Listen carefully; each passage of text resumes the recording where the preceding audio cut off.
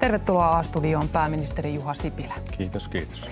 Niin miksi hallituksen toimintakyky olisi ollut vaarassa Jussi Halla-ahon johtaman perussuomalaisten kanssa?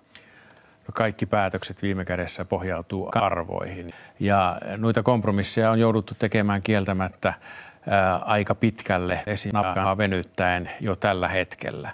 Ja nyt sitten kun asia käytiin läpi uuden puheenjohtajan kanssa, niin selvisi, ja varmistui se, että esinapaa joudutaan venyttämään niin pitkälle, että se katkeaa.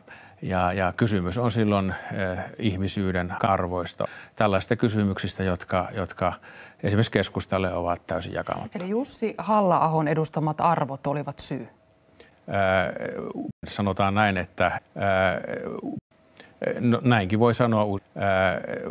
Mutta Jussi Halla-aho on kertonut, että hän ainoastaan vaati panoa, joka on hyväksytty hallituksessa. Ja kohta täällä haastattelussa oleva puolueen varapuheenjohtaja Laura Huhtasaari on sanonut, että tämä aamuinen tapaaminen oli pelkkää näytelmää. Niin miten te vastaatte näihin?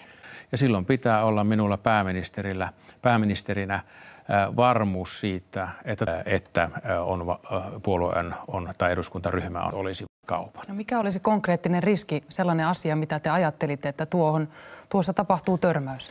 On sellaisia asioita, että itselle jäi hyvin epävarma kuva siitä, että miten arvot, että onko arvot kaupan.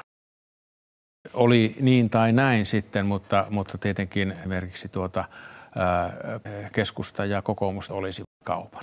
Napakat, lyhyet neuvottelut ja sen jälkeen jatketaan sitten hallituksen toimintaa. Kyllä se tärkeä uudistus on. Se on näistä kestävyysvajetalkoista se kaikkein suurin palanen, meidän suurin uudistus ja totta kai sen maaliin vieminen on äärimmäisen tärkeää. No kuinka ehdottomasti haluatte pitää siitä kiinni?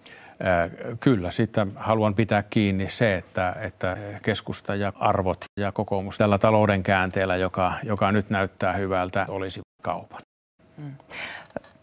Pääministeri Juha Sipilä, kiitos teille tästä haastattelusta.